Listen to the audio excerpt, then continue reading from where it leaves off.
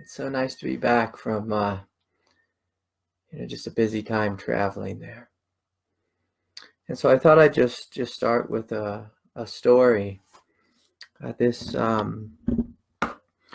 morning I went to Mass with my family, and the priest was telling a really wonderful story about Jesus had traveled to Jericho, and there was a big crowd surrounding him.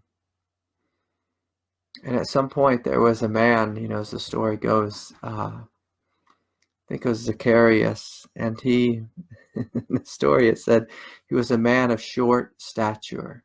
That means he wasn't very tall. He had a hard time, getting through the crowd to see Jesus. And he was a tax collector. He was someone who wasn't really well liked in the community. A lot of people were angry with him. But the beautiful thing about this story was that Christ welcomed him wholeheartedly. Wholeheartedly.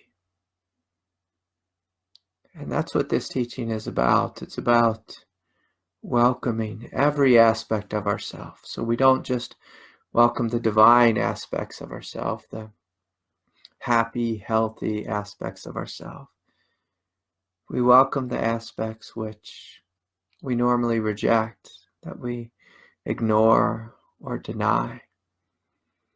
It's one of the great things I love about the teachings of Christ is that he had this open-hearted embrace to the poor, the sick, to the outcast, but also to the people who were, quote-unquote sinners.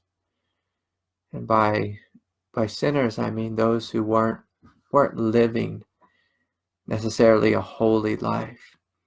But when this man came into contact with Jesus, his heart really opened up. And he realized there was something great here.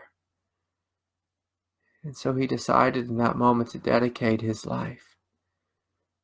Dedicate his life to that which is greater. One of the things I hate to say, but that the Catholic Church has unfortunately emphasized is this idea of guilt and shame. And, here it is. The teaching came from this great master being who wholeheartedly welcomed everyone, wholeheartedly. And then for some reason, the church makes silly rules, like my wife, she's not, she wasn't, I don't know what the right word is, but formally baptized. And she didn't have her first communion. And so, at the Catholic Church, they don't allow her to take communion. They don't allow her to take the Eucharist. But see, Christ welcomes us all. Welcomes us all. And so if you ever find yourself in a situation where a religion, an organization is rejecting you, go straight to the source. Go straight to God.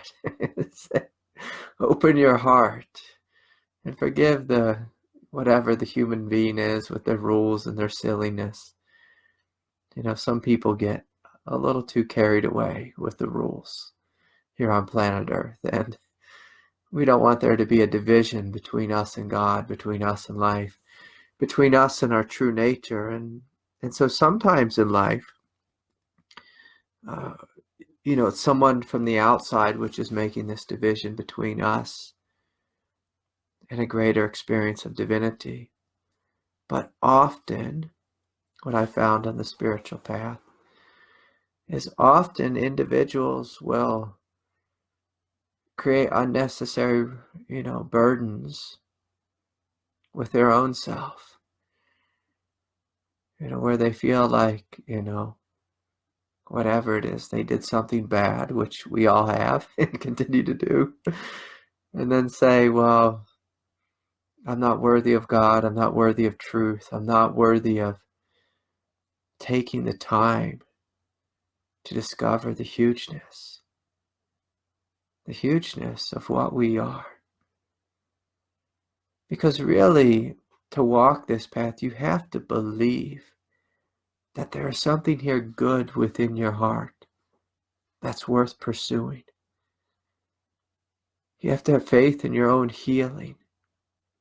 That you're not just, here to experience a lifetime of being a neurotic mess because that's just, what you are. None of us are that in our truth. We may be that temporarily. I've been a neurotic mess temporarily.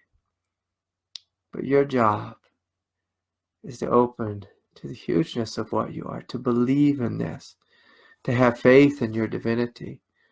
This is one of the great things that Christ did is he said, I'm the Son of God. I'm the Son of God. And all of you are the sons, the daughters, these beings who were born in the image and likeness of God. All of us. All of us. And so we must have faith in this. If we don't have faith in our own divinity, we'll just eternally be lost on the path.